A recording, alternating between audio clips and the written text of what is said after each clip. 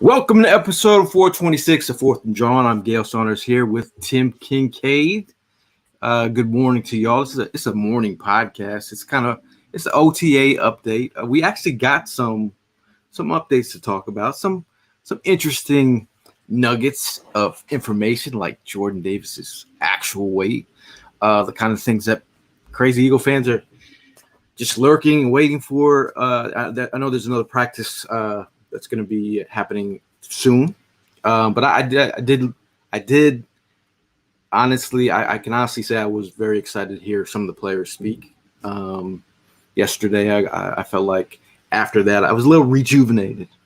How are you feeling after that presser yesterday? Well, good morning. Good morning. Morning to you, sir. Morning to you, sir. The pressers were, how would you call it? Oh, I get it. Refreshing.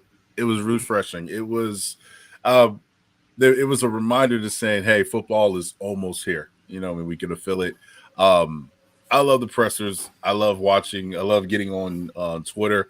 I'm that crazy of an Eagles fan. I love getting on Twitter and seeing Jimmy Kiske. Shout out to Jimmy. Shout out to everybody that is at OTAs that are allowed to have that access to just bless us with a little bit of film.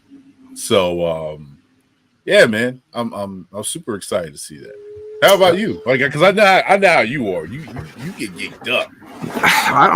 I'm waiting for any nugget I can get, because I'm really at the end of the day, you're really trying to piece together this puzzle that is the Philadelphia Eagles, right. And every little thing that you can figure out about who this team is or where they're at mentally. Because at the end of the day, with all these updates, some people will look at this squad and be like, you have no idea what they're practicing on that given day. So it's not like they could be practicing something. So with the scheme, and then if they happen to have 4 interceptions like yesterday, people might overreact over that. But I think, just talking in terms of practice, I think the defense had it their way, like Burger King. We got 4 interceptions on the day. I feel like a lot of people have been talking about Isaiah Rodgers and his impact as of late. Again, 2 practices that the Beats have gotten to attend, and they feel a certain way that he's bringing the juice. And this is coming off of being off for a year. So I think Isaiah Rodgers, fans have been excited about Isaiah Rodgers all off season. That's been pretty much talk of a lot of Eagle fans. Yeah, what's exciting about Isaiah Rodgers is he put up a post that kind of rubbed the people the wrong way, and then it was like magnitude, and it was like flipped around, and then coming to find out DRC is his cousin. That's family. That's crazy. That's crazy. And to see him rock the Kelly green and the hat, and because you got to remember, DRC went from license plate guy doing the 0 rings, which we burnt at our tailgate, and to okay, all right, I'm back. I'm back swinging with the Eagles. You know what I'm saying? Because that's little Cuzzo there. So that was super cool to see that. I was like, all right, because I was a big fan of DRC, bro. Same. He disappointed me. Same. Yeah, I was a big fan of his. So I was like, oh man, we got a corner. But yeah, man, just seeing that, also seeing the competition that's about to be installed. Once OTA's mandatory is here and everybody's here, I was disappointed with one person, and I was disappointed with one person, but I am still trying to figure out if it was personal reasons why he wasn't at OTAs. I mean, I get it. It's not mandatory. It's volunteer. I get it. But Kelly Ringo, brother, you need to be at every OTA. What's going on? Well, baby? because people will say stuff about player.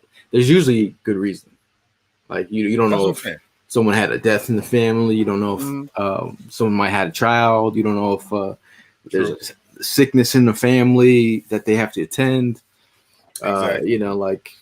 it is like I remember LaShawn McCoy talking on their pod, talking about how he had to miss practice because his best friend's father died, and he wasn't going to be at practice. And Chip was like, but it, like these things happen. We don't know the full extent of why players do miss. And again, it's next week is mandatory. Right. This week is just it is what it is. Shout out to Mark Bird, Rome, Chase in the building, in the cool tones here. We are here for Friday pod, surprise Friday pod. I figured, why don't we talk about some Eagles since we got a little news and nuggets. And the cool tone is here. He says, we early today. What's up, fellas and chat? Yes, sir. Tim Perkins in the building. Darren G is here. Mark Bird said he was impressed with Ross answering his questions. We're going to get into that. We're going to get into that one. Same. Chase says, I saw DRC at Chickies and Pete's when we got him and asked him a bonehead question, and I walked away hanging low with shame. Oh, man. What was the question? What was the question, Chase? It's funny. My old content, my old website, Skinny Post, we had DRC on for an interview back in the day. Yeah. Was he cool? Yeah, he was cool. Because I was a fan. Yeah, so it was cool. Darren says, I have a funny story about DRC. I'll tell a little bit. Darren, yeah, I when I started the show, I saw that it said 11 p.m. and I had to fix it. Hey! It's Friday morning. You've been working all week. I'm drinking my coffee. Just got back from New York City. Yeah. So everybody, I'm in a blur half the time because I'm like traveling so much that I don't know if I'm going or if I'm coming. I'm about to get I'm about to get on the road in an hour, but I figured we get on this podcast and talk about the Eagles. You know what I'm saying? So yeah, just like I told y'all a couple pods ago, yo, Gail is a Rolling Stone. Where he lays his hat is his home. Papa was a Rolling Stone, man. Chase says, "Are you ready to ball?" And he just shook his head and walked away. He was like, "Bro, give me them crab fries. Leave me alone." Yeah, he probably gave him that. He probably gave him that look like, yeah. What are you? It was probably like, hey, now you're an all-star. Get your game on. Go play. Shout out to Hollywood Hearn. He's down in Nashville. Shout out to Primo, who's probably working, and shout out to Hollis. This is a good morning, good semi-afternoon pod. So hopefully you guys are ready to rock.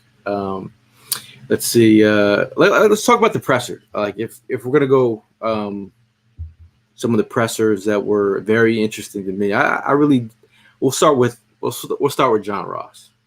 Okay. I thought John Ross. It's very rare that you get players that are transparent with their situation. They might give you little to none information about where they are at. But I felt like John Ross gave us more than that. I felt like he was very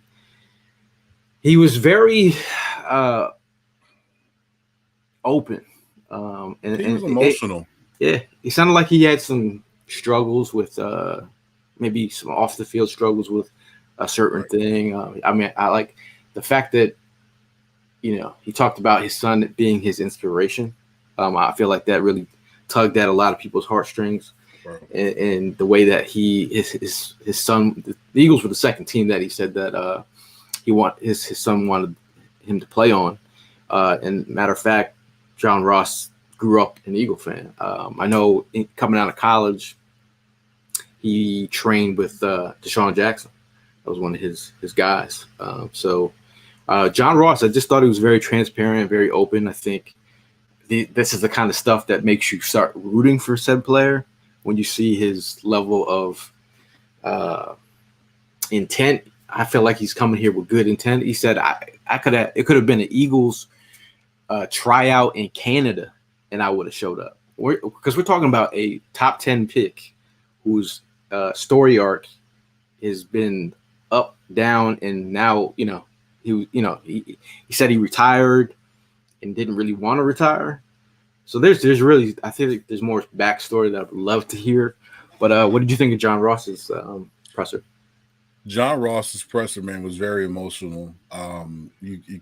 He just seemed just excited to be playing football, and his son, he has a 7-year-old son that plays football, wants to be like him, and Father's Day is around the corner, and I'm a father. I'm a father of 3. I got 2 boys and a girl, and when I tell you, when you see your kids enjoy something, it's the most happy experience. It's like out of body experience because you've been there, right? But now you get a chance to go there and show, hey, this is how your pops used to be. You know what I mean? I used to get my little glory days when I used to beat my sons at basketball when I out in front, or we go to the gym. Y'all don't know who I was back in the day. You know what I'm saying? But and it was super, super cool. And there was something from the presser I want to read. John Ross said he was extremely happy to get a chance to try out for the Eagles. He said he celebrated with his son when he got the news and he would get another chance. Like, that's just something and just to see the humbleness, the purity in that whole situation where he's like, I'm here and I'm not going to take this for granted because, you got all this money, right? You're an athlete, got all this money, but your career could be over in a snap of Thanos, like a snap of a finger. Right. So when I seen that, you can just tell there behind his eyes there was something that he was going through, and the pressures and the opportunity he had, he couldn't take full advantage of what he wanted to do and show the people what he wanted to do. I still believe he still has that 4.2 speed. What do you think? Well, he said his speed is more inconsistent. He said he feels like he's a little faster. But I feel like in terms, he says like not saying that I'm running a 4.1 now, but he says his speed is more consistent. But I mean, 4.2 speed is 4.2 speed. Again, like overreaction. He did have. They said that he did have a good practice yesterday, and he's looked good. I mean, and again, it's just about the opportunities and about him showing up and showing he's capable. And again, we're talking about field stretcher. Do we have a true field stretcher? I know Paris has juice. I know AJ got juice. I mean, Devontae got juice. Yeah. But I do think John Ross has field stretcher speed. At the end of the day, it's like, can he stay healthy? And we talked about our prospects to be on this roster. Like you got a John Ross, you got a Paris Campbell, who I think we had Paris Campbell on our initial wide receiver depth chart for the 53. We had guys like Britton Covey on there from a wide receiver 6 standpoint, him special teams, and gives you slot ability. And then we talked about Anaya Smith, who we're big fans. Shout out to Anaya Smith for putting us on his vlog. It's great to see his energy and his enthusiasm for the city, which is cool. You know what I'm saying? Like, you actually see it from his eyes, being a new time Eagle and a new addition to the city. So I think he's opening up to. He called pretzels bread. Yeah, see, that's what I'm saying. There's certain things he says that I'm just like, what is he talking about? But it's all good. It's all but good. Hey, nice. We would like for you to be on 4th of July. I said nice. I was like, yo, we got to get you on the platform. He's like, yeah, most definitely. So he said. I definitely had to ask him because I was like, I love your content. But again, talk about the wide receivers. Moving right along to the next person in that presser, Paris Campbell was very impressive. I felt, again, when you talk about like humbleness, I felt that from Paris. I felt like, right.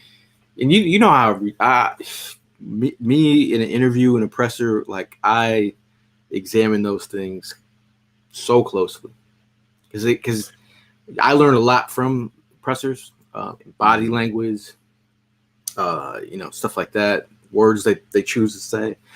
But I felt Paris Campbell very humble. He talked about the opportunity coming here in Philadelphia with guys like A.J. Brown and Devontae Smith. Why would you want to go there?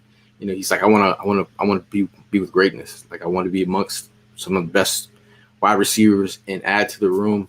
Has that foundation with Sirianni when he was the OC in Indianapolis. I think he's a good ad. He's got the yak ability. Definitely dealt with some injuries. So we're trying to figure out who he is and where he's at. But what did you think about Paris? First, bro. I like what he came on and he said basically. And I'm gonna say a couple of things from the Devontae interview from WIP. I know there was a reason why he came here. He came here because number one, Nick Sirianni. He said Nick Sirianni he said he's the same guy that he was back in when he was with the Colts, for one. And number two, the reason why was because this is something that Devontae said. Devontae said the reason why he doesn't see that it's going to be a problem when there's so many guys, because the ball's going to go where it needs to go. It is all dependent on coverage. And he thinks that Paris Campbell is going to be a perfect fit because he is going to be that guy that's going to be able to create mismatches, because he thinks there's going to be a lot of movement in this offense. And he's going to take great ability and an advantage over the mismatches that we're going to have here.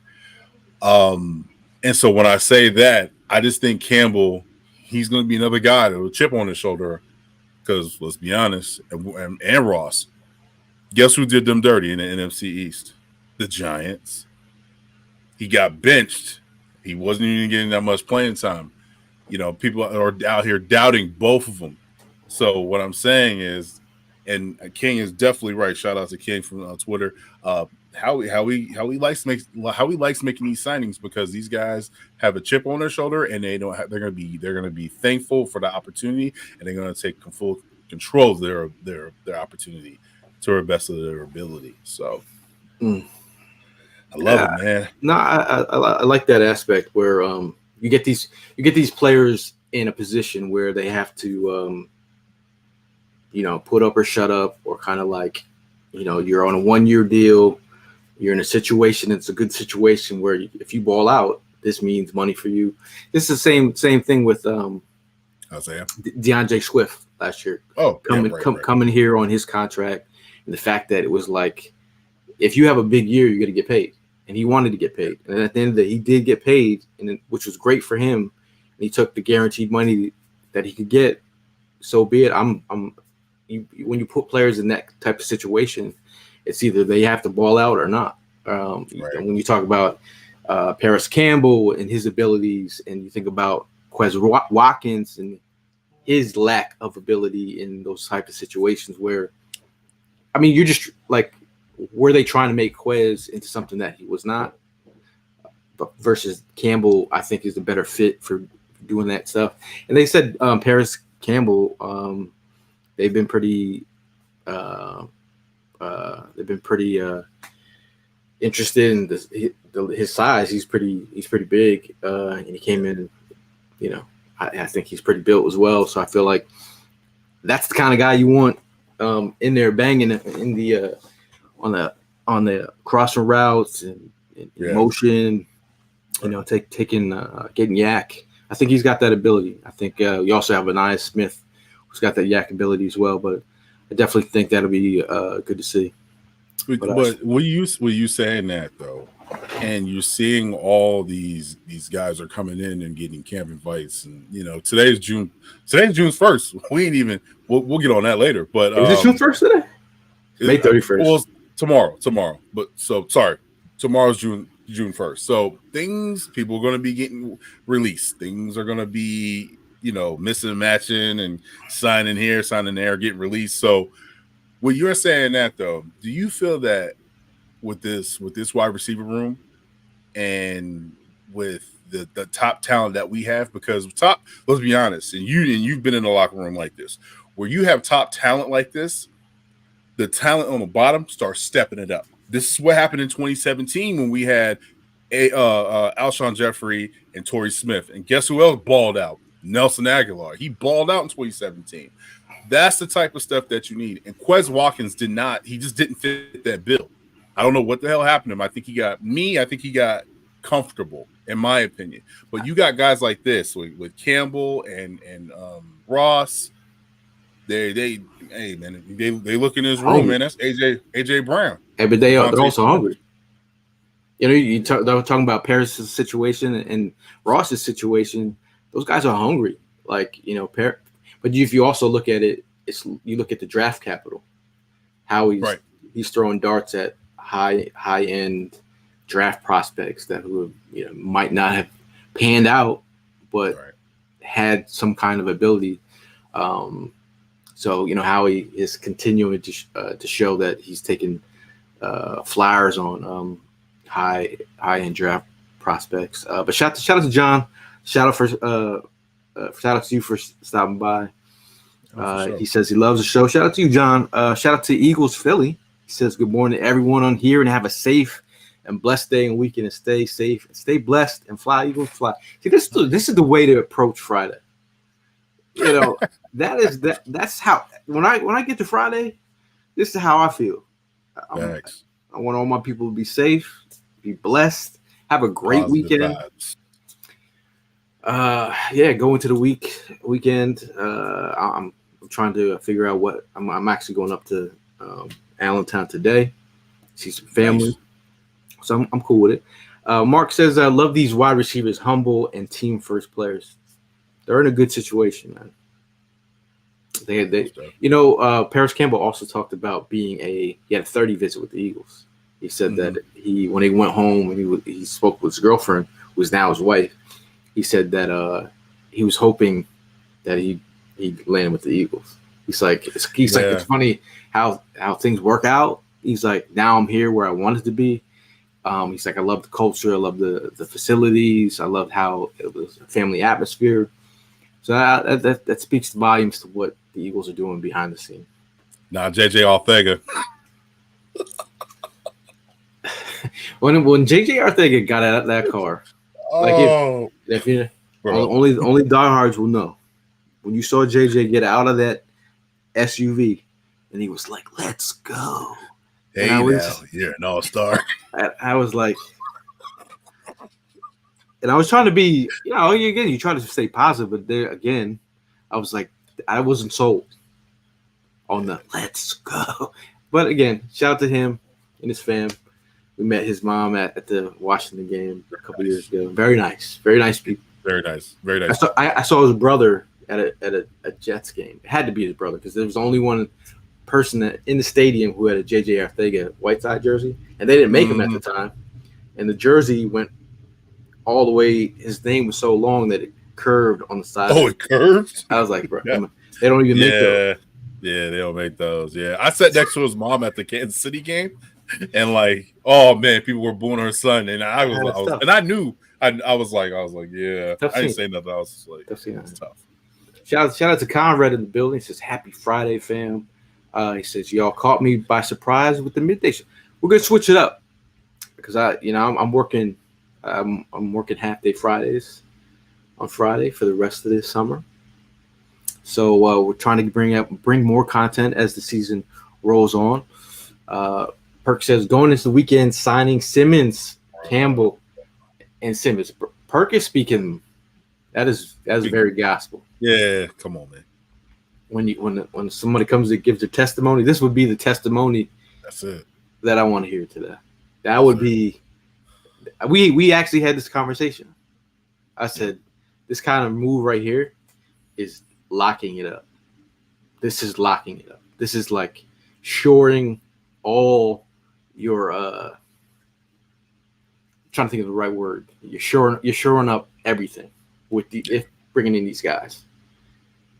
Saying so right now the Eagles have $23.3 million. It was $23.3 million. But things gonna change tomorrow. I'm just saying things are gonna be changing tomorrow because you know how he is like that Wolverine when he's laying down in the bed and he's just looking at that waiver wire.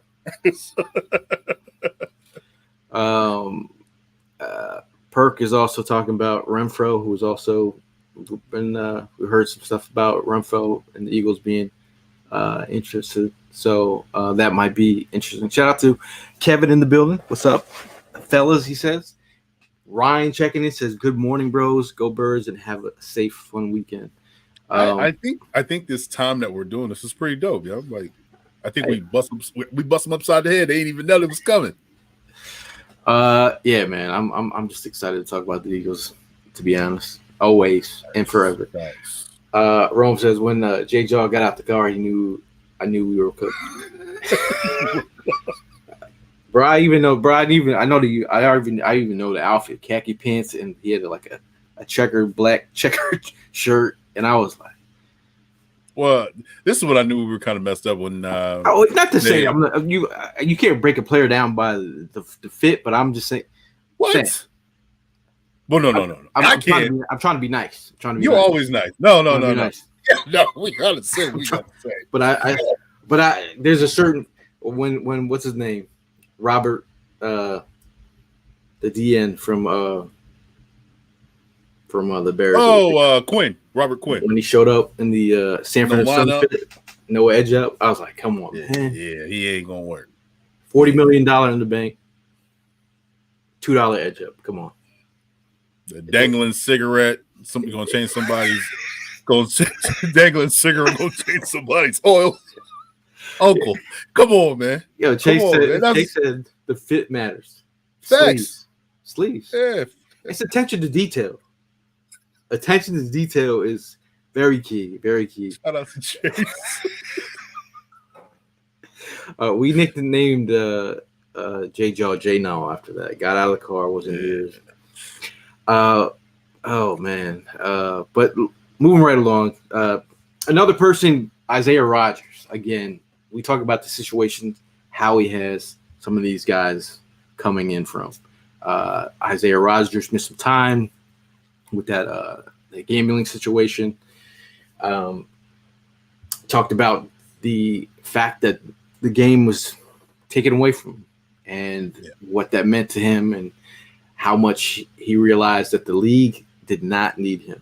The league moves on without you. Kind of like the way that he summed it up was kind of perfectly in the sense of the way that he's saying it.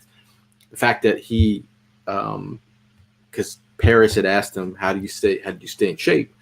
How do you keep your mentals right? He said, I had the same schedule that I had as I was in the league. So that's impressive. Impressive. Yeah. I mean, I like to hear those little things and how he kept himself locked in. He said that the Eagles didn't really follow up with him, and it kind of like his agent said, keep your head down and put in work. But he said the fact that the Eagles had enough faith. The Eagles are the only team that reached out. Yeah. So the Eagles were the only team that reached out, and I feel like they got a gem. And so far, so good. He's not in the Hall of Fame yet, but after 2 practices, he's looked pretty good. So I'm very interested in to see what he brings to the table. Kevin says Isaiah Rodgers is fitting because again he's hungry, man. You know what I'm saying? Like these guys are hungry. Right. So yeah, the way it is, I like it. I just want to see. I can't, like I said, I just can't wait for mandatory OTAs and when camp starts to get all these guys to be chopping at the bit to make the squad. And just to see Vic Fangio, me and Gail were talking yesterday about doing a Friday episode in the morning, and there was one thing we were talking about. We were saying positionless corners that where you can outside, inside, Maddox, safety, things like that. Those creating where you have a Swiss Army knife in the back end. Because let's be honest, the back end was ass. You know what I'm saying? Like it was ass. So this is exactly what I'm talking about, baby. Like I'm saying, secondary not getting beat, and we're young. We are young. The eldest statement is Darius Slay, and Darius Slay is he's he's at that moment in his career or that point of his career where he's like, yeah, I want to help out these young bulls so they can be ready to take over when I'm gone. You know what I'm saying? Like that right there. And if you're a young player and somebody and a veteran is saying that to you, yo, if you need a place to stay or you need something, you come to me. Yo, I want to win. Let's go out on the bank. Let's win a ring for him. You know what I'm saying? That's the type of energy that you get for when you have an OG you have an OG presence like that. No, I mean that OG presence with Slaves for real. Like it couldn't be a better situation for all you people out here just talking nonsense. Slay brings a level of leadership that some of you guys don't even know or see behind the scenes. The stuff he does with younger players, the mentorship has been huge. His mentorship, even with Jalen, and sitting down with Jalen and talking about coverages and what he's seeing.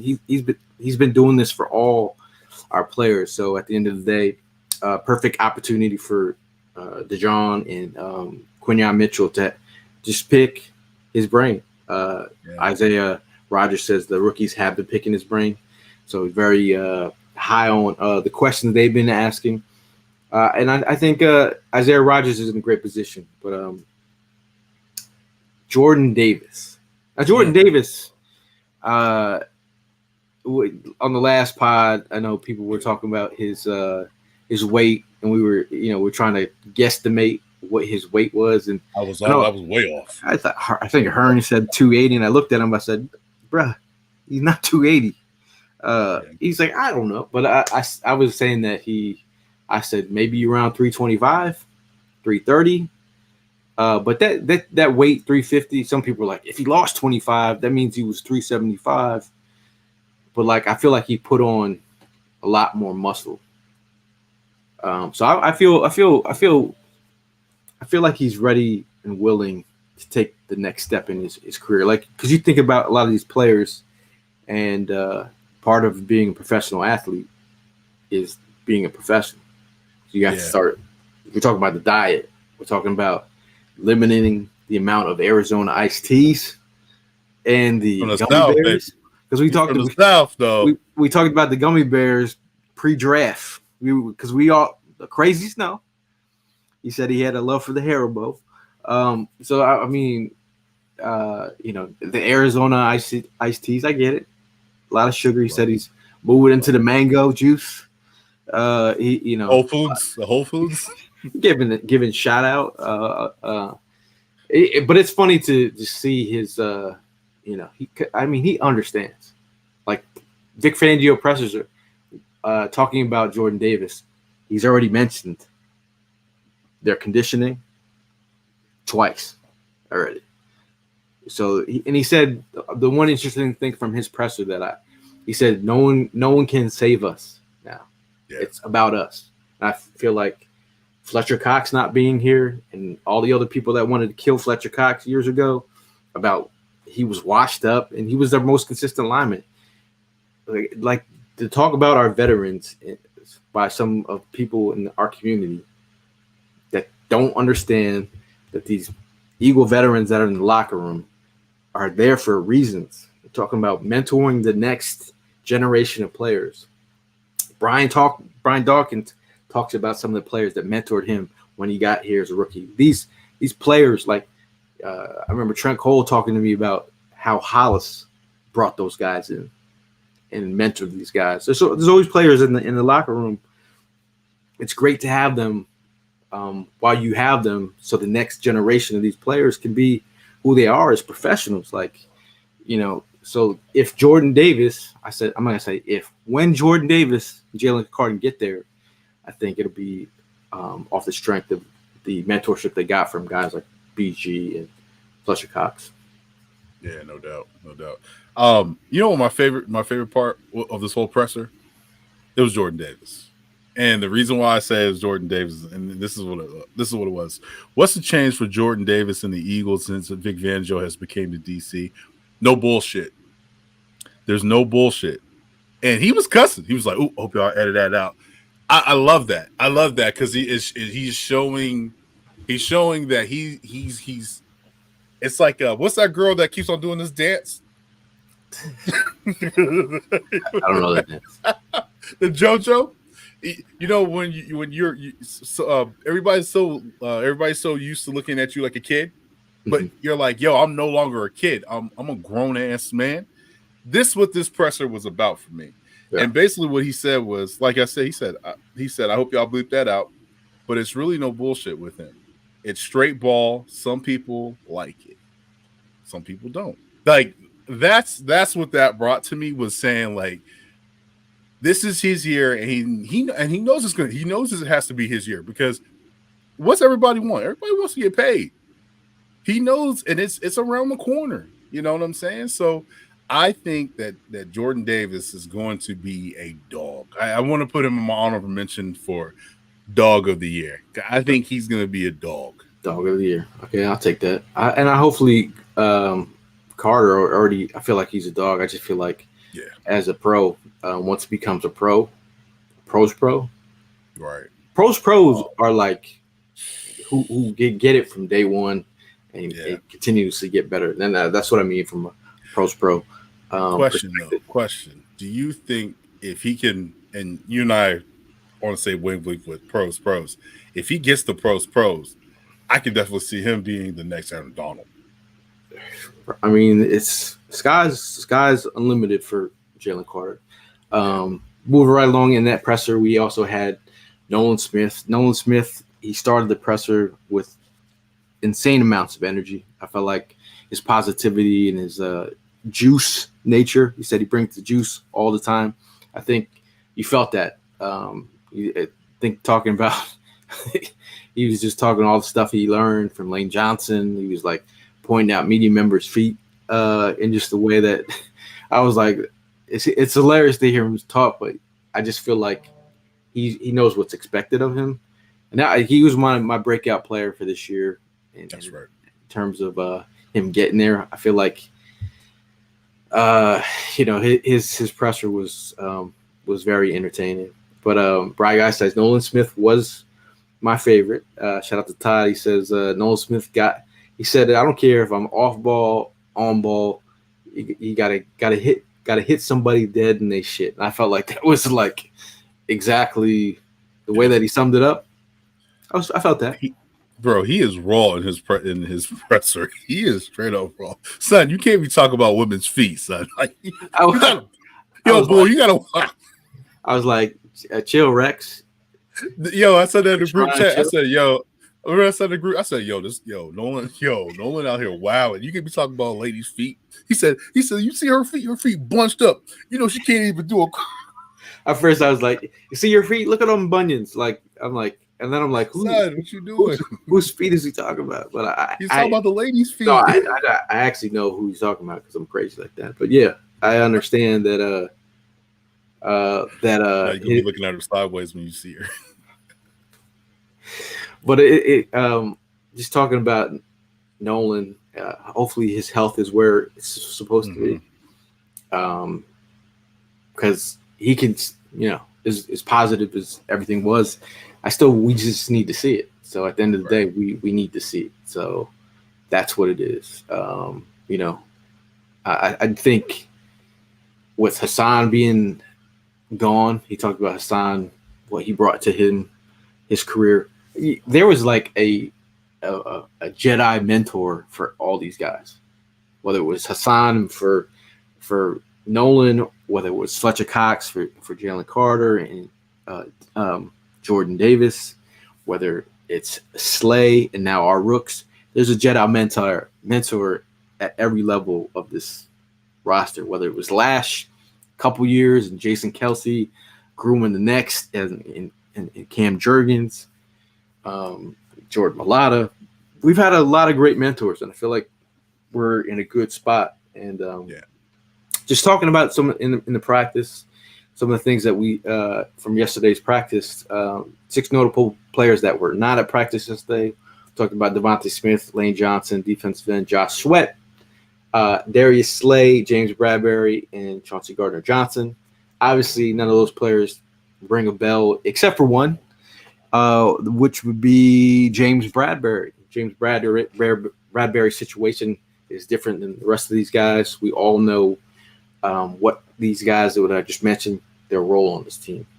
The other guy who could be on his way out is James Bradbury. So we could. June 1st is right around the corner, so I think we're just waiting for this moment. 1.4. They re-release him. And what I'm hoping is I hope they trade him. I hope they hope he can go somewhere where he can be possibly a contender. I do like James Bradbury. As off the field. On the field last year was tough for him. I just think it's the age factor. And he had problems with twitchy wide receivers. And I don't think it helps with the DC putting him in the position that they put him in. But he's a pro's pro. He gets it. I just hope, he lands in a better spot. But we need to move on. Number 24 needs to be released so we can give it to somebody else because we run out of numbers in the Eagles.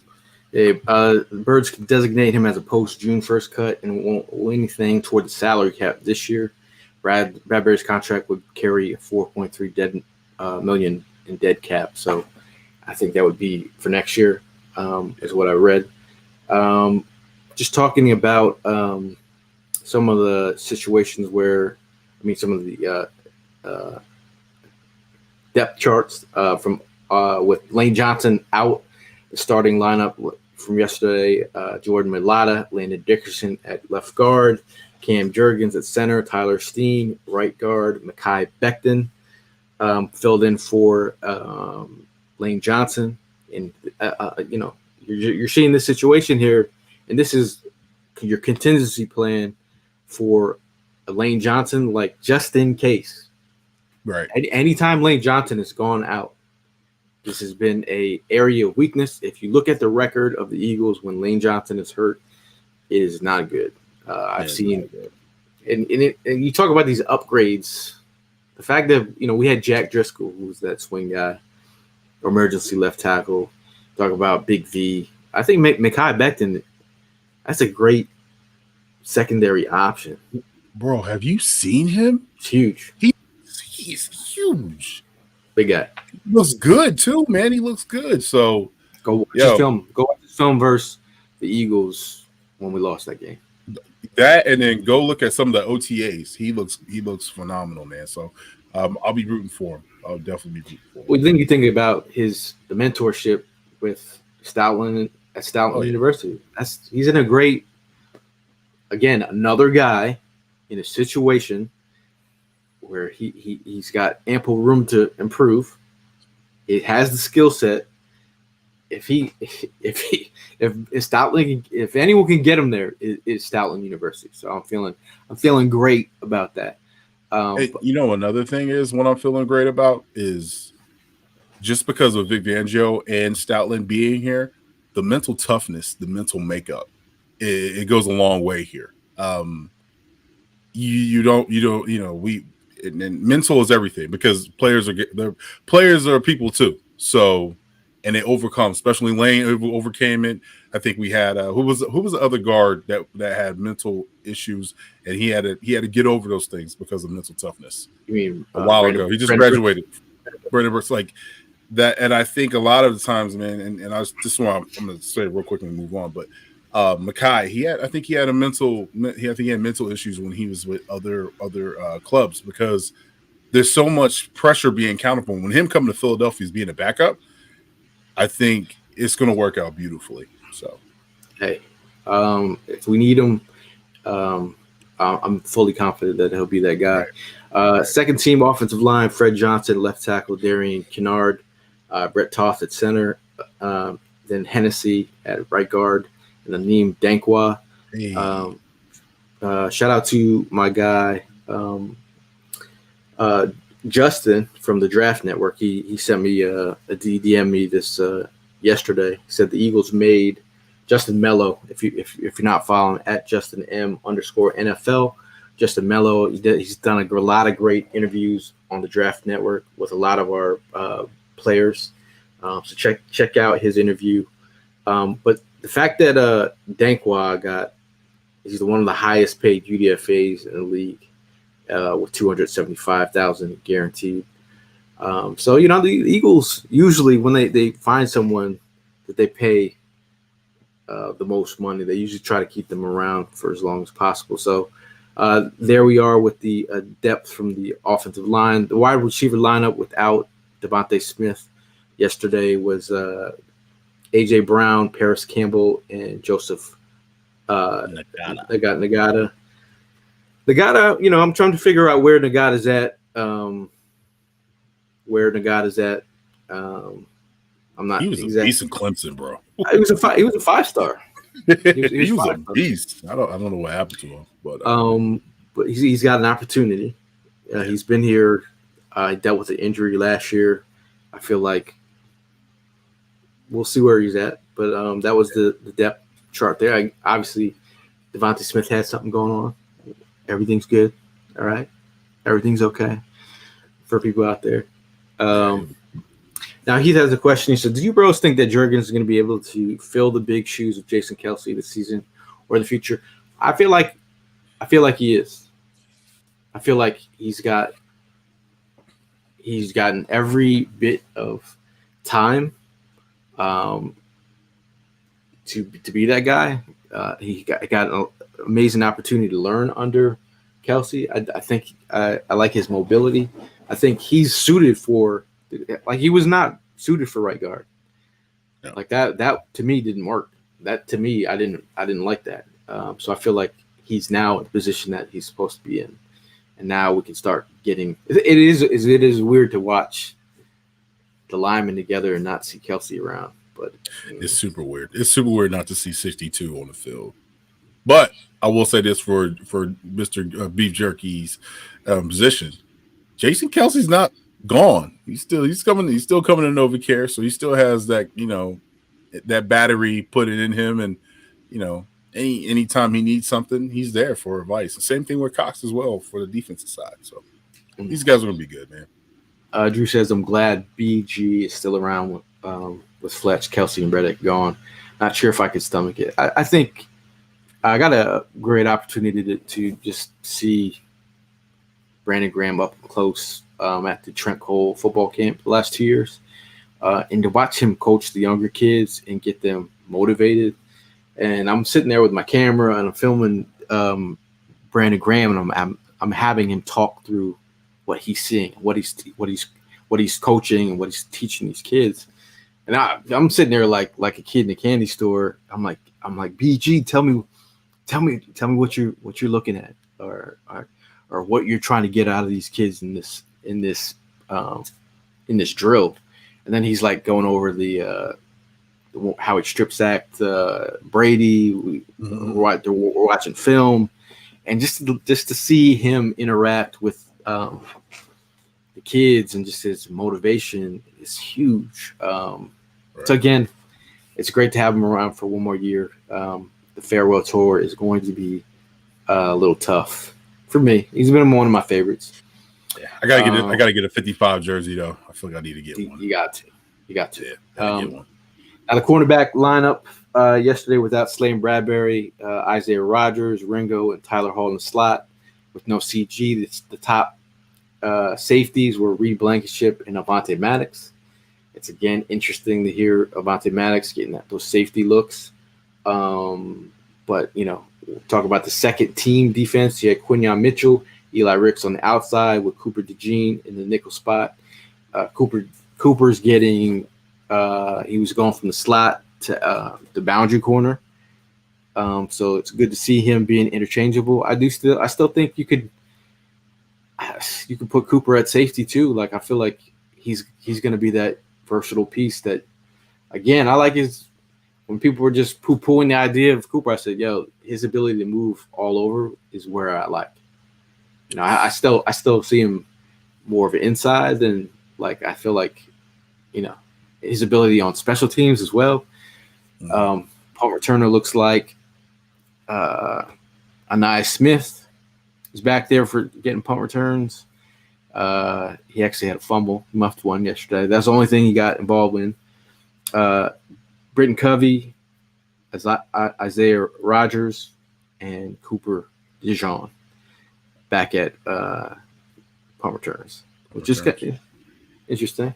I really want to see what Tyler Hall brings to the table too. Yeah. We definitely want to see Tyler Hall, what he brings to the table. Mm-hmm. Now he's a good nickel. He's a good nickel. Yeah. Also play safety as well. Yeah. So again, a lot of these guys have some versatility. Yeah. Eagles' top defensive line yesterday was Brandon Graham, Jalen Carter, Jordan Davis, Milton Williams, and Bryce Huff. So, nothing too surprising there. I'm really interested to see what more Ujomo and Marlon Tuipulotu bring to the table. Now, it was interesting in the first team secondary on 7-7s. It was Isaiah Rodgers, Keely Ringo on the outside, Tyler Hall in the slot. Then they had Reed Blankenship, Avonte Maddox. But the linebackers were Devin White and Zach Baun. Zach Baun got an interception, a tip ball, but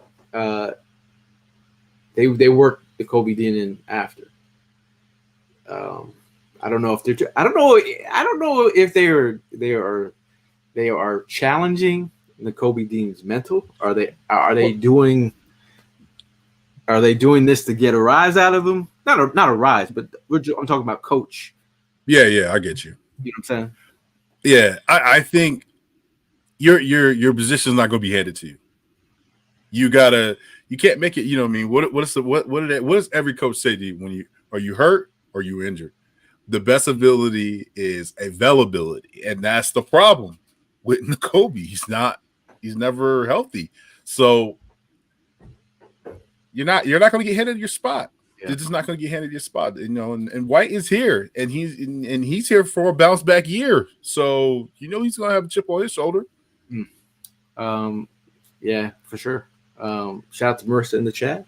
Let's see. Rome says happy they're attacking the middle field on OTAs. Yeah, for sure. Yeah. He says I know Maddox is Evans' guy, but I think if old boy is on his way out and injury prone, he needs to be sent somewhere else straight up. My thing is, at the end of the day, we're on a Super Bowl run. Anything less than that is with this roster is you need all the depth you can. You need all the experience you can. That's why we're talking about guys like Calais Campbell and guys like Justin Simmons in this defense. The communication level of Justin Simmons is what I'm interested on the back end. So I'm in terms of that, that's where I'm at. Like I need all the experience we can get. What else was I going to say? Other than that, I think guys that have the rookie from Ferris got an interception. That's the D2 star. He got a pick. What's his name again? Just the cornerback from cornerback. Yeah, Ferris. I know you're talking about Ferris. Yeah, he rolled up on me and was like, Sean Stevens. He rolled up on me. He's like, yo, man, I got the same Air Max 90s, bro. He's like, I really love those, bro. I see you. He's like, I see you, bro. I was like, all right, that's super blood. dope. That's all super right, dope because it's super dope because when we were at Senior Bowl, somebody was like, yeah, I see you at Senior Bowl, and I was like, and I didn't know who he was. He's like, yeah, man. He's like, I was the guy that came up to you and your boy and told y'all had nice kicks on. And I was like, okay, yeah, I remember you now. It's funny because like you and I were like fashion guys when it came to kicks. Yeah, that's just who I am. Sneakers is just who I am. But overall, I think that the competition is great. Drew talks about gotta love the competition on the defensive side. The versatility, hopefully not needed, but may come in handy. Again, you talk about Isaiah Rodgers, inside, outside versatility, pick 6 to the house against Hurts. I have a question though, because I know everybody keeps on saying that Isaiah Rodgers is the inside corner and he's making plays, and I know it's just OTAs and 7-on-7. But when I see some of the things of what he's done, and I watched some tape of him and highlights and stuff, he's done most of his damage on the outside, bro. Like, so it's just versatility is everything. But man, could it be that that Isaiah Rodgers starts over Quinyon because Quinyon's not ready yet, or they don't feel like he's ready yet. Like that's a good thing to have. Not saying that Quinyon's not going to have a good year, because so far that everybody's been saying he looks smooth as butter out there. Yeah, but it's a good thing. Bro, the competition is everything. Like, I'm going to show you. This is who played slot corner for the Eagles last year. Avonte Maddox, week 1. Week 2, Avonte Maddox. Week 3 against the Bucks, James Bradbury at slot. Week 4, the Commanders had James Bradbury. Week 5, we had Mario Goodrich. Week 6, we had Bradley Roby. Week 7, we had Josiah Scott. Week 8, against the Commanders, we had Sidney Brown, of all people. Week 9, we had Sidney Brown, and I can recall the Cowboys wide receivers waving to the quarterback. Yep. Week 11, we had Bradley Roby. Week 12, Bradley Roby. Week 13, Bradley Roby. Week 14, Bradley Roby. Week 15 versus the Seahawks, Sidney Brown. Week 16 against the Giants, we had Sidney Brown. We lose Sidney Brown. Week 17 against the Cardinals, we have Avonte Maddox. Week 18 against the Giants, Avonte Maddox. The wild card against the Bucks, we had Avonte Maddox. That's what musical chairs last year in the slot. So again, the goose. If that list doesn't show you where they were at, I don't know what. I mean, it was a detriment to the defense as well. I felt like we were getting cooked on the outside. So we'll see. Drew says, looking at the file, Rodgers is dope on the outside for sure. He could definitely play either. Putting James Bradbury in the slot was extremely wild. Bro, we was getting eat up, bro. I mean, again, Swiss cheese. But this goes back to my point of like playing to players' strengths. That's not his strength. It was even. That's out of position. But like, Brown, but I don't want got to Brown in the slot either. True, but it got to the point like we didn't have nobody else. So that's what I'm saying. When we have all these guys that people are like, oh, we gotta get rid of. I mean, or oh, we don't want him. You got experience with Avonte Maddox. You got experience. Yes. I think what a Maddox brings is experience, and he brings somewhat of he's been here before, and versatility. You can play safety, you can play that slot. You know what I'm saying? Shout out to Ev. Shout out to Ev. And I think for the most part, those I think what people got to think about is the more people, the better options that we'll have.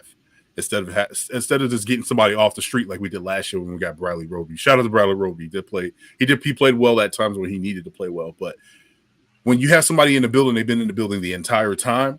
Yeah. Sometimes you just don't miss a beat. And I think that's what's going to happen here. Before we get out of here, we want this moment goes out to Evan Hearn and check the medicals with Hollywood Hearn. But my name's not Hollywood Hearn, but I do have sort of a similar hat. The medicals from yesterday, Sidney Brown, he was sidelined. He's still taking mental reps on the back end. He's still recovering from ACL injury. He returned to 7-on-7 action after being held out of team drills last week. Nye Smith is still working his way back from a stress fracture, but he did get punt return reps yesterday. So other than that, I think who else was injured? Zach McPherson is still working his way back from a torn Achilles. We still do not know who Zach is. And then Eli Ricks got hurt last week, but he was a full participant this week. And then who's been a surprise? Jacob Harris. He was out with the undisclosed injury. So other than that. That is your medical minute with Hollywood Hearn, but I'm not Hollywood Hearn. Shout out to her. Yo, he's down in Nashville. Hopefully he's eating well, man. I'm pretty sure with Herm, yeah, he is. But before we get out of here, I want to give a big shout out to Philly Sports Trips. If you're looking to book a trip, go to phillysportstrips.com. The trip to Brazil is going to be amazing. There's other trips that are going to be happening. You name it, the Eagles will be there, and Philly sports trips will be there. So check out all their trips and book a trip. Brazil is going to be dope. You want to come to Brazil? It's going to be electrifying. First part of the trip is in Rio. The second half and the W is going to happen in Sao Paulo. So get on it and get your shit together if you're trying to go on that trip. Shout out to Brian Dawkins and the Impact Foundation. They're having an event on June 2nd. They're gonna have a soiree. So if you want an opportunity to come hang out with Brian Dawkins, it's gonna be amazing. It's from 6 to 10 on Sunday. I'm telling you, last year it was amazing. Hanging out with B-Dog can't get any better. I don't ever wear suits, but they made me wear a suit. I got in the suit and tried to look clean. Tried to. B-Dog, if you get an opportunity to hear B-Dog speak in person, it's one of those moments where you're like, I can see why people will run through a wall for this guy. Because so if you want to run through a wall for his foundation, come on out. It'll be an amazing time. I know there's like 28 tickets left. I just caught mine yesterday. So I'm going to be rolling there on Sunday, June 2nd. I'll be there in spirit. Okay. But shout out to Bud Light and shout out to Concha and Italian Bakery and Red Bull for giving tailgate wings throughout the season. Last word, Tim, before we get out of here. Yo. Let's go, man. Season's almost here. Shout out to Sergeant Walker. The reason why he stacked up Jordan 12s and hats. Shout out to you, man. Yeah, man. Let's go. June 1st is tomorrow. I think there's going to be a significant signing here soon. Free agency is all year round for Howie Roseman. We already know what's up with that.